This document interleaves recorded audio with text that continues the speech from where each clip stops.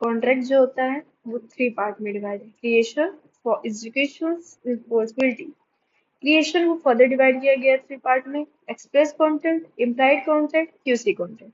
Then execution. Execution is divided into three parts: executed, executory, partially executed, and partially executory. Then enforceability. Valid contract, void agreement, voidable agreement, illegal agreement, and unenforceable contract. हम one by one पढ़ते हैं. Express contract. Express contract हम उन्हें कहते हैं जब हम कोई कॉन्ट्रैक्ट बोल के करते हैं या फिर रिटर्न फॉर्म में करते हैं, तो हम उसको एक्सप्रेस कॉन्ट्रैक्ट, इसको एग्जाम्पल से समझते हैं। एक्स ने एक लेटर लिखा वाई को, एक्स हम समझ लीजिए एक लड़का है, एक लड़की को लिखा, एक लेटर लिखा वाई को। उसने बोला, I offer to sell my car for R S, आप कितना भी ले लीजिए, 1 लाख 2 लाख, ठीक है।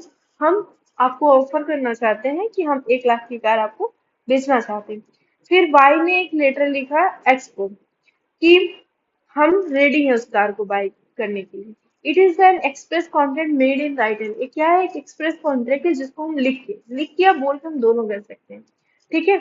इम्प्लाइड कॉन्ट्रैक्ट, इम्प्लाइड कॉन्ट्रैक्ट का मीन्स होता है कि ऐसे कॉन्ट्रैक्ट जो हम करते तो सडनली है, बट एक सिचुएशन पे बेस होता है। आप इसको ऐसे समझिए इम्प्लाइड कॉन्ट्रैक्ट को, कि जैसे कि हम किसी इंसान से बोले कि आप हमको, ऑटो में हम बैठे, उससे बाद हम उसको बोलते नहीं कि आप मुझसे कितना पैसा लेना है, क्योंकि मुझे पता है कि अगर मुझे एक जगह से दूसरी जगह तक इतनी दूरी तय करनी है तो कितने पैसे लगेंगे, तो उसे बोलते नहीं, हम बैठ जाते हैं, फिर हम वहां जाके उसको हम उसके लिए लायबल होते हैं कि हम उसको पैसा दें। तो वहां पे क्या है? इम्प्लाइड कॉन्ट्रैक्ट है। जैसे कि हम इस समझते हैं, एक इस पे इम्प्लाइड कॉन्ट्रैक्ट पे एक केस भी है, ठीक है।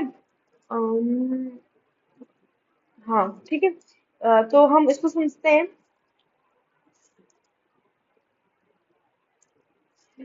इस पे इम्प्लाइड कॉन्ट्रैक्ट पे एक केस है, Upton Rural District Council west power.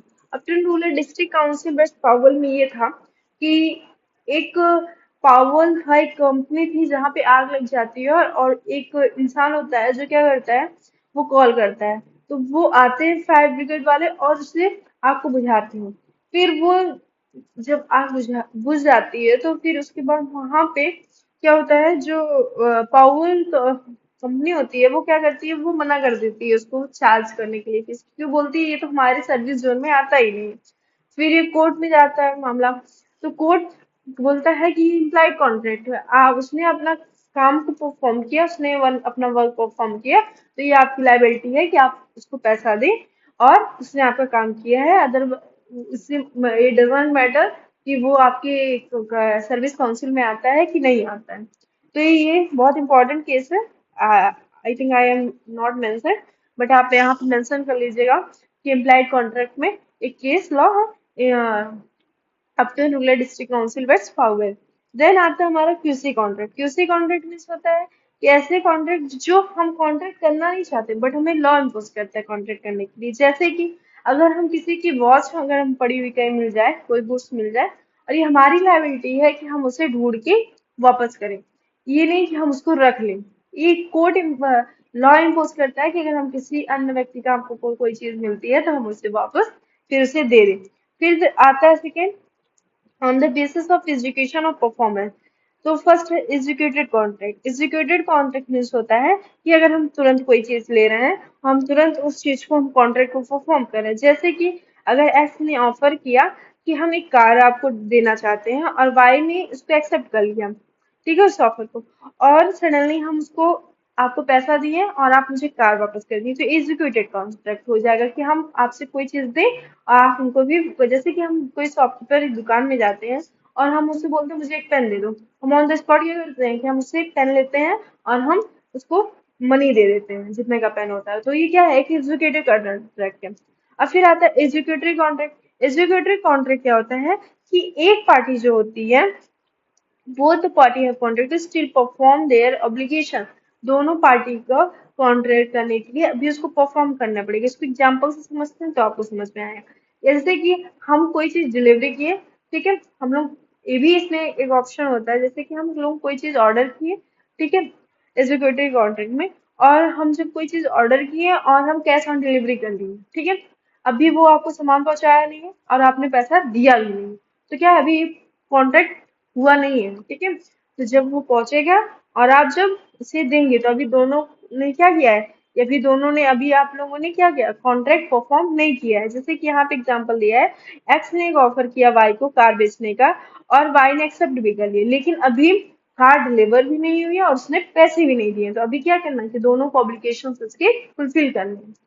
फिर आता है partially executed and partially executory. हम इसमें एक चीज समझते हैं, जैसे कि इसमें समझ लेते हैं कि हुआ भी है और नहीं भी, पार्शली एग्जीक्यूटेड है, पार्शली एग्जीक्यूटरी है। जैसे कि it is counted when one party has fulfilled obligation and other party has failed to perform the obligation. आपको खाने वाली चीजें तो याद आएगी।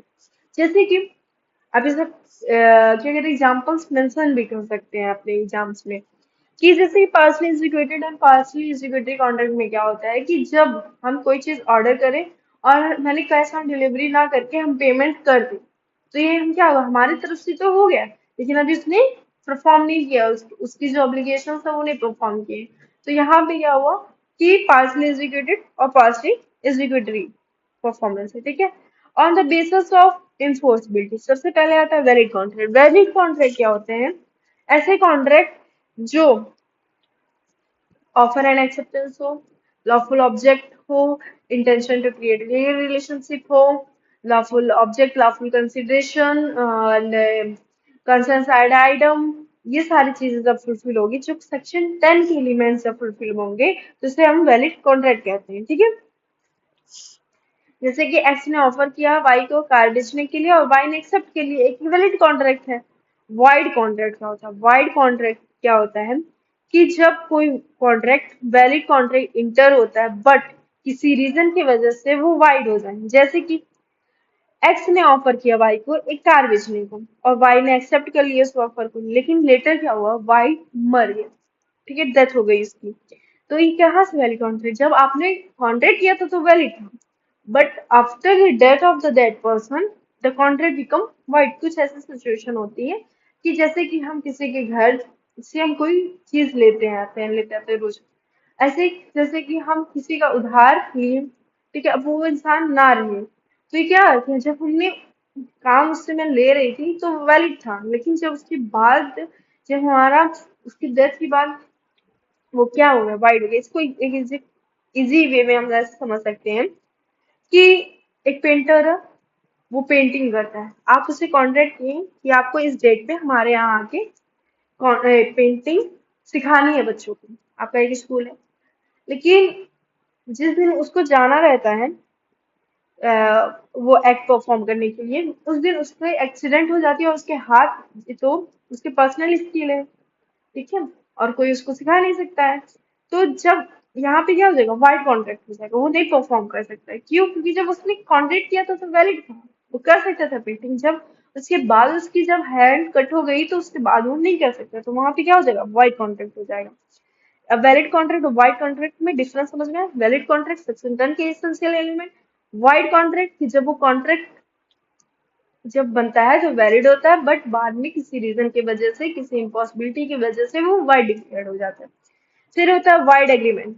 देखिए, जब तक एग्रीमेंट नहीं होता तब तक कॉन्ट्रैक्ट नहीं होता। तो वाइड एग्रीमेंट क्या होता है कि वो पहले से ही वाइड होता है। जैसे कि हम किसी, देखिए, जब हम, और जो सेक्शंस है उन्हें जरूर याद रखिएगा, जैसे वैलिड कॉन्ट्रैक्ट सेक्शन 10 में डिफाइंड है और वाइड एग्रीमेंट सेक्शन 2G में डिफाइंड है, तो इसको आप हम मेंशन करेंगे। जैसे कि ये पहले से ही वाइड हो, आप इन्हें वाइड नहीं कर रहे हैं, ये पहले से वाइड हो। जैसे कि अगर हम किसी अनसाउंड माइंड से, किसी पागल इंसान से अगर हम कोई कॉन्ट्रैक्ट करते हैं तो पहले से ही वाइड है। हम किसी माइनर के साथ कोई कॉन्ट्रैक्ट करते हैं तो पहले से ही वाइड है। फिर आता है वाइडेबल कॉन्ट्रैक्ट।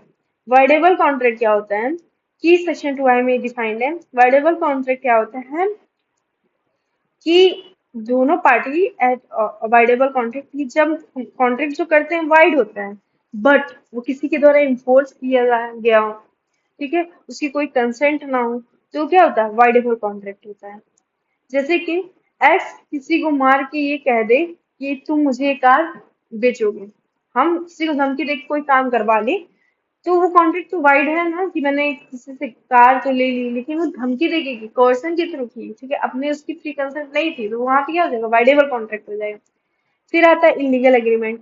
इलीगल एग्रीमेंट की मतलब हम किसी को मार के अगर कोई चीज करवा रहे हैं, तो वहां पे क्या है, इलीगल वे में हम कोई चीज करवा रहे हैं। अनएनफोर्सेबल कॉन्ट्रैक्ट। अनएनफोर्सेबल कॉन्ट्रैक्ट क्या होता है, कि ऐसे कॉन्ट्रैक्ट जो हम लोग करते तो हैं, लेकिन unenforceable contract because the law requires admission must be in writing. ऐसे कॉन्ट्रैक्ट जो इन्फोर्स कर जाए, लेकिन टेक्निकली वो नॉट इन राइटिंग अंडरस्टैंड और अनइंफोर्सेबल हो, कोर्ट के द्वारा इन्फोर्सेबल ना हो। तो ये सेकंड क्वेश्चन, हम लोग क्वेश्चन वाइज चीजों को कवर करेंगे, जिससे इजी वे होगा हमें समझने में। ठीक है, तो सेकंड क्वेश्चन यहाँ पे कंप्लीट होता है। जो चीज नहीं समझ आती है उसे